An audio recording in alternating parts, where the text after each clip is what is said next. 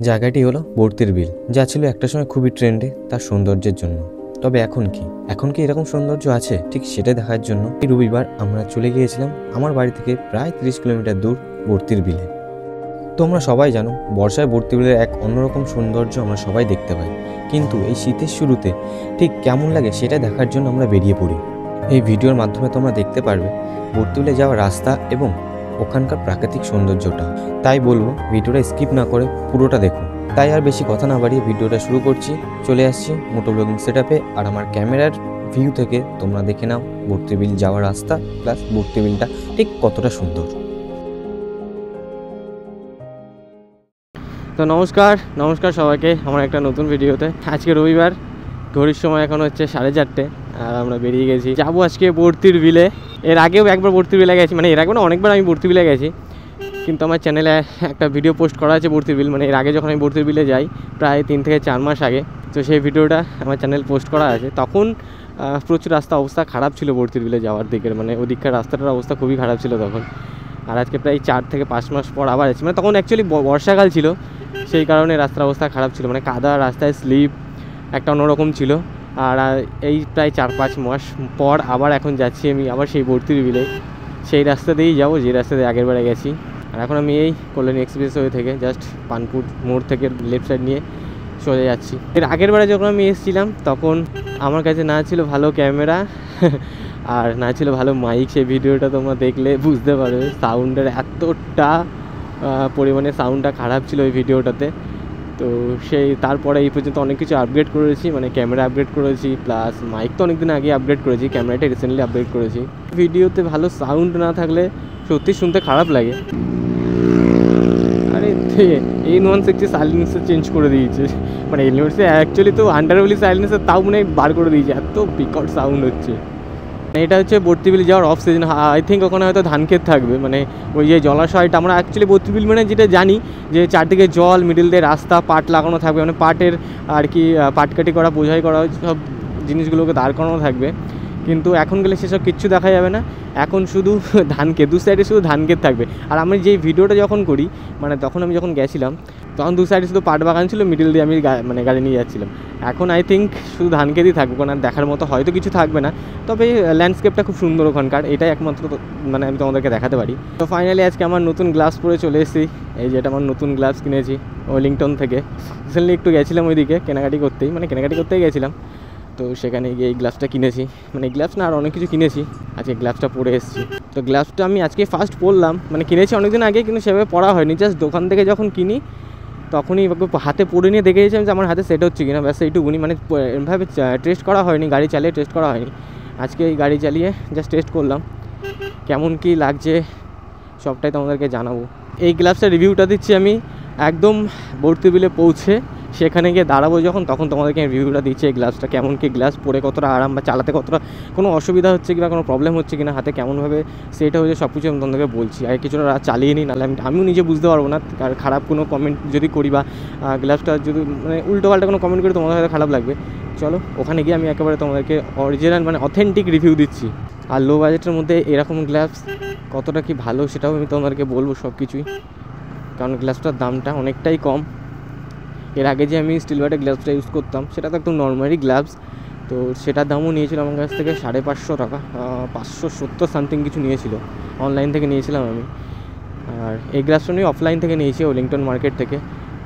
দামটাও সবই বলছি, চলো আগে কেমন কি গ্লাভসটা সেটা একবার দেখে নিই, তারপর তোমাদেরকে সবই বলছি।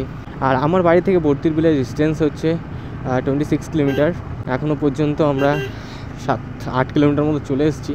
আমি ভিডিওটা পরে অন করেছি, কারণ আমার বাড়ি থেকে যে মেন রোডে ওঠা, মানে এখানেই যেখান থেকে ভিডিওটা চালু করেছি ঠিক তার আগে পর্যন্ত সানলাইটটা পুরো ক্যামেরার লেন্সে এসে পড়ছিল, তো ভিডিও করলে পুরো ঝাপসা হয়ে যেত ভিডিও, সেই কারণে আমি তখন ভিডিওটা করিনি।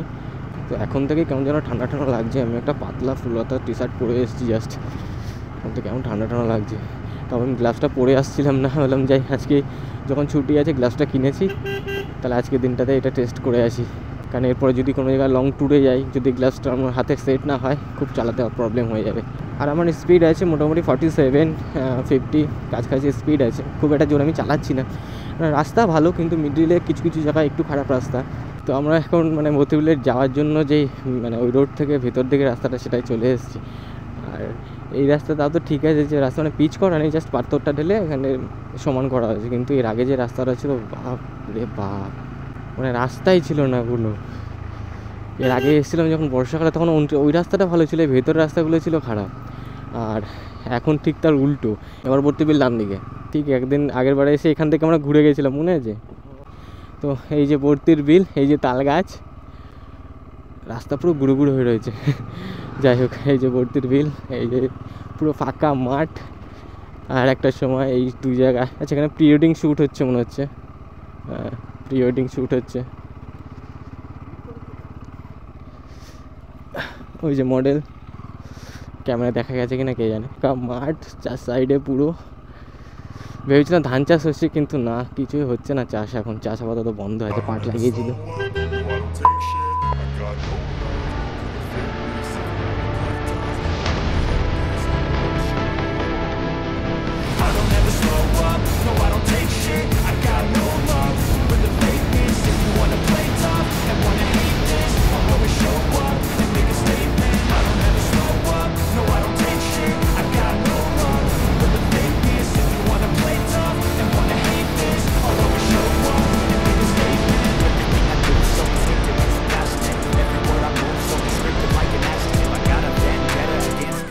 দেখো নৌকা, এই নৌকা করে চড়ায় আর 200 টাকা করে নেয় পার হেড। এই যে এখন পড়ে আছে এখানে, এখন নৌকা চড়ার সিস্টেম আছে, সামনে একটা খাল কাটা আছে, খালের মধ্যে।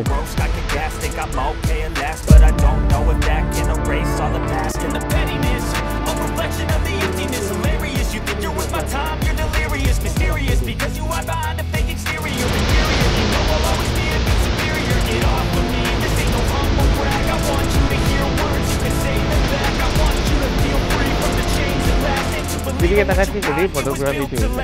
ও সূর্যটাকে দেখে যা লাগছে না দেখতে, খালি নৌকায় ফটোগ্রাফি, দারুণ লাগছে সূর্যটা, দেখ ওয়াও।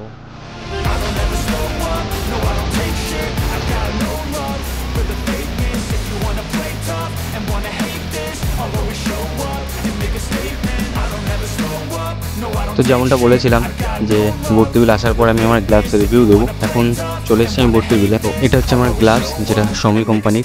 আমি ওয়েলিংটন মার্কেট থেকে কিনেছি। এটা খুবই কম বাজেটের একটা গ্লাভস এটা, কিন্তু কম বাজেটের মধ্যে এর মধ্যে যেসব প্রোটেকশনগুলো আছে যথেষ্ট ভালো আর খুবই প্রোটেক্টিভ। যেটা আমি দেখলাম, পরে আছে নাকেল গার্ড এবং ভেতরে স্লাইডারও আছে, মানে পাম্প প্রোটেক্টরও আছে। মেটেরিয়ালস খুবই একটা খারাপ না, যতটা আমি দেখছি খুব একটা খারাপ না মেটেরিয়াল, যথেষ্ট ভালো মেটেরিয়ালস। আর এটা আমি ওয়েলিংটন মার্কেট থেকে কিনেছি। আমার পড়েছে 600 টাকা।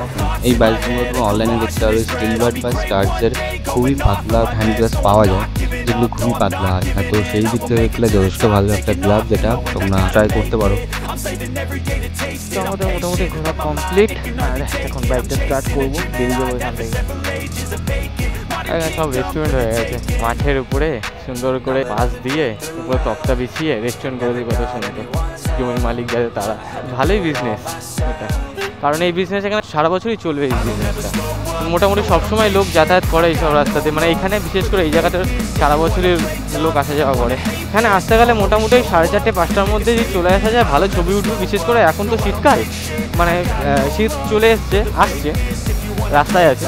তো বেশি লেট করে এলে সূর্য ডুবে গেলে তখন আর কিছুই নেই, সূর্য ডুবে গেলে এখানে আর কিছু নেই। তোমাদের যাদের অফরোডিং গাড়ি আছে, যদি অফরোডিং মানে করার ভালো রাস্তা না পাও, তোমরা এখানে চলে আসতে পারো, নির্দ্বিধায় এখানে চলে আসতে পারবে। অফরোডিং কাকে বলে শুধু একবার দেখে নেবে। লাদাখে পাহাড়ে যেতে হবে না অফরোডিং করার জন্য, এখানে চলে আসলে অফরোডিংয়ে ভালো ট্রেক পেয়ে যাবে। আমি আমার এই স্পোর্টস বাইক নিয়ে যা সুন্দর অফরোডিং করছি, তোমাদের যদি অফরোডিং গাড়ি থাকে তাহলে তো আর কোনো কথাই হবে না। আমরা এই যে কবার এসেছি, মানে কোনোবার একই রাস্তা দিয়ে যাইনি, প্রত্যেকবার আলাদা আলাদা রাস্তা দিয়ে আমরা গেছি। এখন যে রাস্তা দিয়ে আসলাম, যাওয়ার সময় আমরা এই রাস্তা দিয়ে যাইনি, আমরা অন্য রাস্তা দিয়ে গেছিলাম। তো ফাইনালি আমরা চলে আসলাম কল্যাণী এক্সপ্রেস ওয়ে, আর এখান থেকে চলে যাবো আমরা ডান দিকে। এটা হচ্ছে পানপুর মোড়, এখান থেকে রাইটটা নিয়ে নিয়েছি আমরা। তো বর্তিবিলে মানে যাওয়ার যে রাস্তাটা ভেতরের খুবই খারাপ অবস্থা রাস্তা, মানে রাস্তার হয়তো কাজ চলছে, দেখলাম চারদিকে পাথর ফেলেছে, কিন্তু এখনও কাজ শুরু হয়নি রাস্তার। ততটা ওই বর্ষাকালে গিয়ে দেখে এসেছিলাম যেরকম রাস্তা, তার থেকে অবস্থা এখন খারাপ হয়ে গেছে আরও বেশি। ঠান্ডা ভালোই পড়েছে, ভালোই ঠান্ডা লাগছে। আমি ভাবতে পারিনি যে এরকম ঠান্ডা লাগবে অন্তত এই সময়টা, নাহলে এরকম পাতলা একটা টি শার্ট পরে আসতাম না আমি। তো চলো টাটা, আজকের ভিডিওটা এই পর্যন্তই। যদি ভিডিও ভালো লেগে থাকলে ভিডিওটা একটা লাইক করে দিও, আর পারলে একটা কমেন্ট করে দিও, চ্যানেলটাকে সাবস্ক্রাইব করে নিও। চলো টাটা।